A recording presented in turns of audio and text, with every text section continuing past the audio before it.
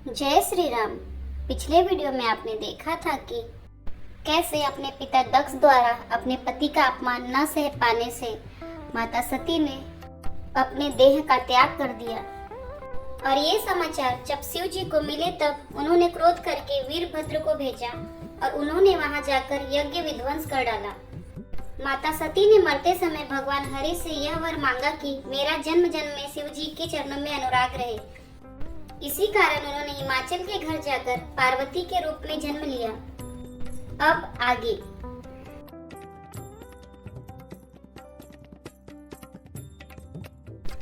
सदा सुमन फल सहित सब द्रुम नव नाना जाति प्रगति सुंदर सैल पर मणि आकार बहु भांति सियावर रामचंद्र की जय। उस सुंदर पर्वत पर बहुत प्रकार के सब नए नए वृक्ष सदा पुष्प फलयुक्त हो गए और वहाँ बहुत तरह की मणियों की खाने प्रकट हो गई। सरिता सब पुनित जलु बही खग मृग मधुप सुखी सब रही सहज बयरु सब जीवन त्यागा गिरि कर सकल करही अनुरागा।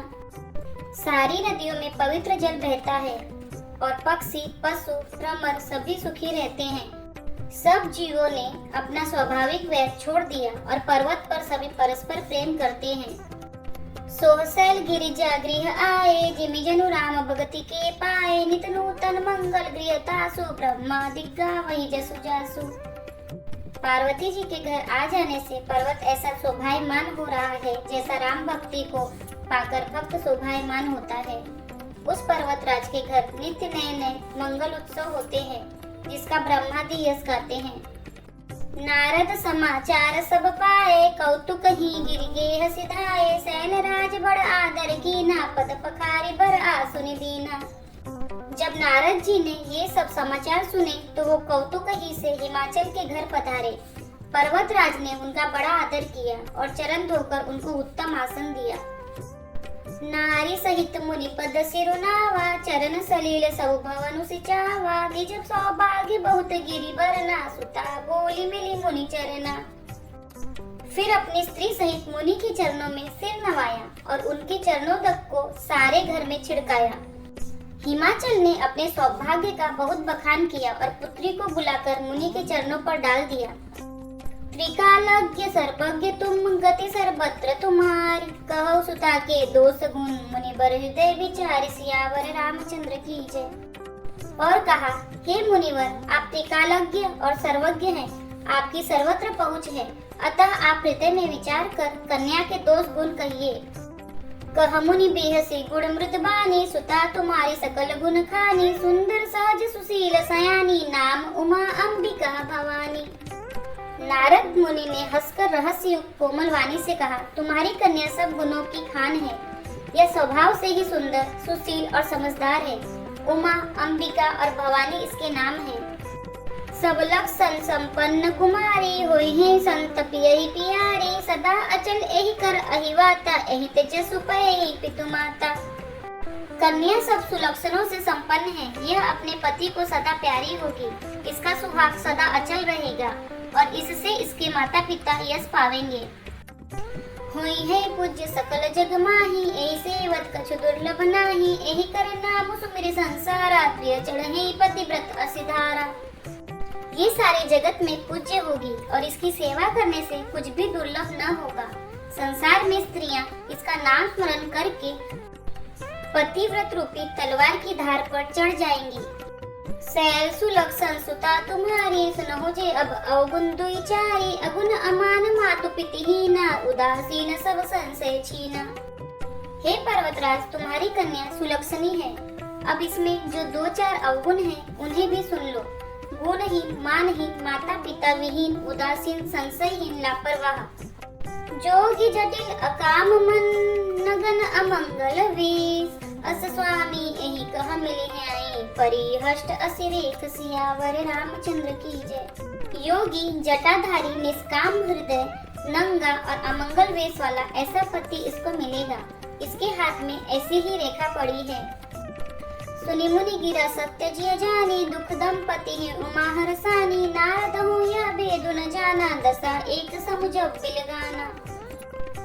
नारद मुनि की वाणी सुनकर और उसको हृदय में सत्य जानकर पति पत्नी हिमावत और मैना को दुख हुआ और पार्वती जी प्रसन्न हुई। नारद जी ने भी इस रहस्य को नहीं जाना, क्योंकि सबकी बाहरी दशा एक सी होने पर भी भीतरी समझ भिन्न भिन्न थी। सकल सखी गिरिजा गिरि मैना, पुलक शरीर भरे जल नैना, हुई ना मृषा देव ऋषि भाषा, उमा सो बचन हृदय तरी राखा। सारी सखियां पार्वती, पर्वतराज, हिमावन और मैना सभी के शरीर पुलकित थे और सभी के नेत्र में जल भरा था। देव ऋषि के वचन असत्य नहीं हो सकते, यह विचार कर पार्वती ने उन वचनों को हृदय में धारण कर लिया। उपजेउ शिव पद कमल सनेहु, मिलन कठिन मन भा संदेहु, जानिकु अवसर प्रीति दुराई, सखी उचंग बैठी पुनि जाई। उन्हें शिव जी के चरण कमलों में स्नेह उत्पन्न हो आया, परंतु मन में यह संदेह हुआ कि उनका मिलन कठिन है। अवसर ठीक न जानकर उमा ने अपने प्रेम को छिपा लिया और फिर वे सखियों के गोद में जाकर बैठ गईं। झूठी न होई देव ऋषि बानी, सोचे ही दंपति सखी सयानी, उर धरि धीर कहे गिरिराव, कहौ नाथ का करिए उपाव। देव ऋषि की वाणी झूठी न होगी, यह विचार कर हिमावन, मैना और सारी चतुर सखियां चिंता करने लगी। फिर हृदय में धीरज धरकर पर्वतराज ने कहा, हे नाथ, कहिए अब क्या उपाय किया जाए। कह मुनि से हिमवंत सुनो, जो विधि लिखा लीलार, देव दनुज नर नाग मुनि, को न मेट निहार, सियावर रामचंद्र की जय। मुनीश्वर ने कहा, हे हिमावन सुनो, विधाता ने ललाट पर जो कुछ लिख दिया है उसकी देवता, दानव, मनुष्य, नाग और मुनि कोई भी नहीं मिटा सकता। तदपि एक मैं कहा उपाय, होई करे जो देव सहाय, जस बर में बरनेउ तुम पाही, मिले उमहि तस संशय नाही। तो भी एक उपाय मैं बताता हूँ, यदि देव सहायता करे तो वह सिद्ध हो सकता है। उमा को वर तो निसंदेह वैसा ही मिलेगा जैसा मैंने तुम्हारे सामने वर्णन किया है। जे जे बर के दोष बखाने, ते सब शिव पही में अनुमाने, जो विबाहु शंकर सन होई, दोषो गुण सम कह सब कोई। परंतु मैंने वर के जो जो दोष बतलाए हैं, मेरे अनुमान से वे सभी शिव जी में हैं। यदि शिव जी के साथ विवाह हो जाए तो दोषों को भी सब लोग गुणों के समान ही कहेंगे। जो असि सेज शयन हरि करहि, बूद कछु तिन कर दोषु न धरहि, दान कुशान सर्व रस खाई, तिन कह मंद कहत को नाही। जैसे विष्णु भगवान शेषनाग की सैया पर सोते हैं तो भी पंडित लोग उनको कोई दोष नहीं लगाते। सूर्य और अग्निदेव अच्छे बुरे सभी रसों का भक्षण करते हैं, परंतु उनको कोई बुरा नहीं कहता। शुभ और अशुभ सलील सब बाई, सुरसरी को अपुनित न काई, समृत कहु नहीं दोष गुसाई, रवि पावक सुरसरी की नाई। गंगा जी में शुभ और अशुभ सभी जल बहता है, पर कोई उन्हें अपवित्र नहीं कहता। सूर्य, अग्नि और गंगा जी की भांति समर्थ को कुछ दोष नहीं लगता। जो असही सीसा करहि नर, जड़ विवेक अभिमान, परहि कलप भरी नरक महु, जीव की ईस समान, सियावर रामचंद्र की जय। यदि मूर्ख मनुष्य ज्ञान के अभिमान से इस प्रकार होड़ करते हैं तो वे कल्प भर के लिए नरक में पड़ते हैं। भला कहीं जीव भी ईश्वर के समान सर्वथा स्वतंत्र हो सकती है। सुरसरी जल कृत बारुनि जाना, कबहु न संत करहित ही पाना, सुरसरी मिले सो पावन जैसे, ईस अनीस ही अंतर तैसे। गंगा जल से भी बनाई हुई मदिरा को जानकर संत लोग कभी उसका पान नहीं करते, पर वही गंगा जी में मिल जाने पर जैसे पवित्र हो जाती है, ईश्वर और जीव में भी वैसा ही भेद है। शंभु सहज समृत भगवाना, एहि विवाह सब विधि कल्याणा, दुराराध्य पे आहे महेशु, आशुतोष पुनि किए कलेशु। शिव जी सहज ही समर्थ हैं, क्योंकि वे भगवान हैं, इसलिए इस विवाह में सब प्रकार कल्याण है। परंतु महादेव जी की आराधना बड़ी कठिन है, फिर भी तप करने से वे बहुत जल्द संतुष्ट हो जाते हैं।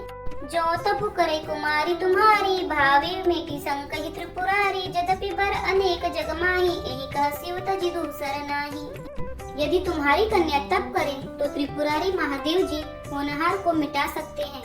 यद्यपि संसार में वर अनेक हैं, पर इसके लिए शिव जी को छोड़कर दूसरा वर नहीं है।